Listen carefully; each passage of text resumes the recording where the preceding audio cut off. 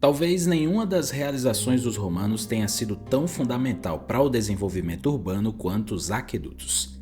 Embora as cidades antigas tenham sobrevivido por séculos sem os aquedutos, a implementação deles alterou para sempre o desenvolvimento e a vida das pessoas em todo o Império Romano. E nesse vídeo vamos ver mais sobre como funcionava essa grande obra da engenharia antiga.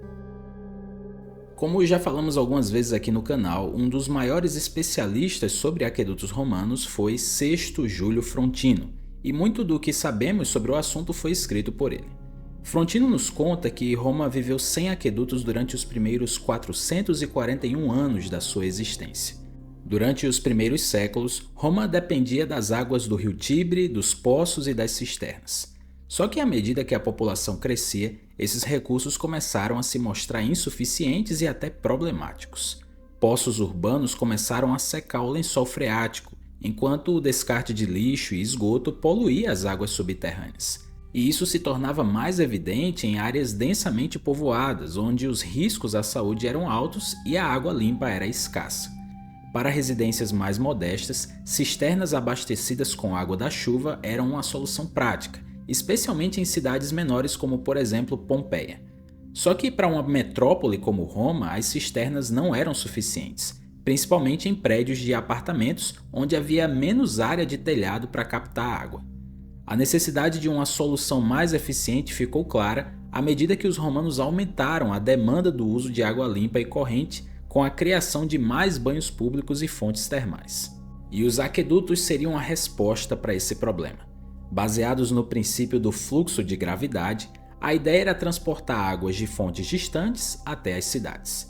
Essas estruturas deveriam ser canais construídos em uma leve inclinação contínua, o que permitiria que a água fluísse sem a necessidade de bombas. Essa água seria coletada de fontes, reservatórios e termas, abastecendo diretamente o coração das cidades. É importante lembrar que os aquedutos não foram uma invenção romana. Desde a antiguidade, civilizações ao redor do mundo buscavam maneiras de garantir um suprimento regular e controlado de água. As primeiras formas de aquedutos incluíam túneis cavados na terra, canais de superfície, tubos de argila e até mesmo pontes. Só que os romanos conseguiram aperfeiçoar as técnicas existentes e introduziram novas soluções para garantir um fornecimento constante de água para suas cidades. E dessa forma, o primeiro aqueduto de Roma, o Aqua Appia, foi construído em 312 a.C. Roma já havia conquistado territórios importantes e começava a sentir os efeitos do aumento populacional e da consequente demanda por água. E o Aqua Appia foi a resposta para esse problema. A sua construção, que foi supervisionada pelo cônsul Apio Cláudio Cego, trouxe água de cerca de 16 km de distância até a cidade. A maior parte do seu percurso era subterrâneo, o que protegia tanto de possíveis ataques quanto da contaminação. Embora a sua capacidade fosse limitada e ele só abastecesse uma pequena parte da cidade, foi um pequeno passo crucial na criação de uma rede de aquedutos que séculos depois seria uma das maravilhas do mundo antigo. E o sucesso desse primeiro aqueduto mostrou aos romanos que o investimento em aquedutos era muito vantajoso. À medida que Roma crescia em tamanho e importância, novos aquedutos começaram a ser construídos para atender a demanda crescente. Um exemplo disso foi a expansão do Aqua Marcia, construído cerca de 170 anos depois do Aqua Appia. Criado no ano 144 a.C., o Aqua Marcia foi um marco na engenharia romana, que não apenas explorou as nascentes localizadas a mais de 90 km de distância, mas também incluía longos trechos elevados sobre arcos, um avanço técnico que permitia que a água viajasse por terrenos variados e chegasse a áreas mais altas da cidade. Esses arcos monumentais se tornaram símbolos icônicos da engenharia romana e serviram como inspiração para futuras construções, tanto em Roma quanto em outras partes do Império. Só que a maior parte desses sistemas era subterrânea, o que não só era mais econômico, mas também oferecia proteção contra danos causados pelo clima e minimizava os transtornos para as comunidades ao longo do percurso. A construção de um aqueduto começava com um planejamento detalhado da rota. Os engenheiros romanos precisavam encontrar fontes de água pura que pudessem ser canalizadas até a cidade. O percurso entre a fonte e o destino frequentemente envolvia obstáculos naturais, como colinas, vales e rios. Para superar esses desafios, os engenheiros projetavam pontes arqueadas, túneis e sifões invertidos, soluções que demonstravam o conhecimento técnico avançado daquela época. E um aspecto essencial na construção de um aqueduto era a inclinação constante do canal. A água precisava fluir naturalmente apenas pela força da gravidade. Isso exigia precisão quase perfeita na construção. Um erro na inclinação poderia fazer com que a água ficasse estagnada ou não chegasse ao seu destino, o que tornaria todo o esforço inútil. Ao longo da maior parte da sua rota, os aquedutos corriam através de bueiros subterrâneos, uma solução econômica que também protegia o sistema de danos e sabotagens. Só que à medida que os aquedutos se aproximavam da cidade e cruzavam vales, como por exemplo o rio Tibre, surgia a necessidade de estruturas mais visíveis e monumentais, e foi aí que as icônicas arcadas romanas entraram em ação. Esses arcos de pedra empilhados em várias camadas sustentavam os canais de água em sua passagem sobre terrenos baixos. Só que a manutenção dos aquedutos romanos era muito importante para o bom funcionamento deles.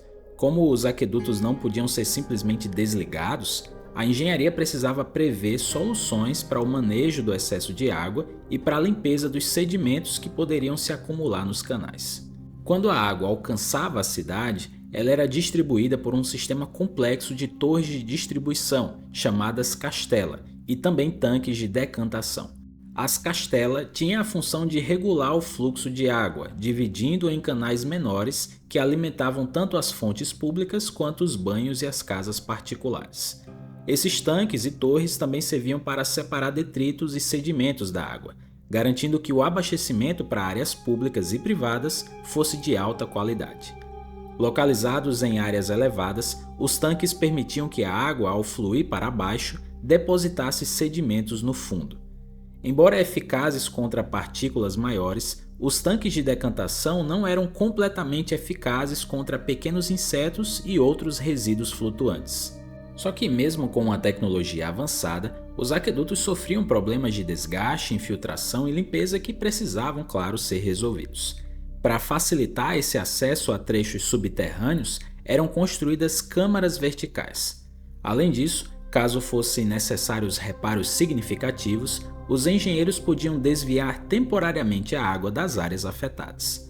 Havia uma posição especial no governo romano chamada de os curadores das águas, que eram responsáveis por supervisionar os aquedutos e garantir o seu bom funcionamento. A importância da manutenção era tão grande que chegaram a contratar até 700 pessoas para cuidar só dos aquedutos da cidade, garantindo que a água funcionasse sempre bem. Haviam também os servi publici, ou escravos públicos, que eram fundamentais tanto na construção quanto na manutenção dos aquedutos. Ao contrário dos escravos privados que pertenciam a indivíduos, os servi publici pertenciam ao Estado e eram usados em grandes projetos públicos. O seu trabalho incluía escavar túneis, construir canais, remover detritos dos aquedutos e até limpar os tanques de decantação. Além disso, alguns escravos eram encarregados de funções administrativas, como o controle de materiais e a supervisão das operações diárias. No auge do Império, Roma contava com cerca de 11 aquedutos que abasteciam a cidade com um volume de água impressionante. Além disso, Frontino escreveu que no fim do primeiro século d.C., a cidade contava com 1.352 fontes públicas, 254 reservatórios, 15 ninfas ornamentais, 11 grandes termas imperiais e 856 balneários menores. Esses números revelam que o abastecimento de água não era apenas para necessidades básicas como beber e cozinhar. Os romanos usavam água para manter a higiene pública, alimentar suas grandes casas de banho e até mesmo sustentar indústrias como tinturarias e hortas urbanas. Estima-se que a quantidade total de água fornecida diariamente à cidade pudesse chegar a 1 milhão de metros cúbicos, o que impressiona ainda mais quando pensamos que tudo isso era distribuído através de uma rede complexa de aquedutos. As fontes públicas não eram apenas pontos de acesso à água, muitas delas eram ricamente decoradas. Isso simbolizava a generosidade do imperador ou dos patrocinadores que haviam financiado a construção do aqueduto. O controle da distribuição de água também tinha um caráter financeiro. Para a população em geral, a água estava disponível gratuitamente em fontes públicas. Só que aqueles que desejavam ter acesso à água diretamente em suas casas ou para banhos privados pagavam uma taxa. Assim, os aquedutos, além de serem uma necessidade prática, se tornaram uma ferramenta de status social e controle político. As grandes termas, como por exemplo as termas de Caracalla e Diocleciano, eram consumidoras vorazes de água e exigiam um fluxo constante e abundante para manter suas piscinas quentes, mornas ou frias. Além das termas, as fontes públicas eram um ponto de distribuição gratuito para a população comum, enquanto as residências mais ricas podiam pagar para ter água encanada diretamente nas suas casas. O aqueduto também desempenhava um papel crucial na infraestrutura do entretenimento de Roma, incluindo na realização das grandiosas inundações do Coliseu.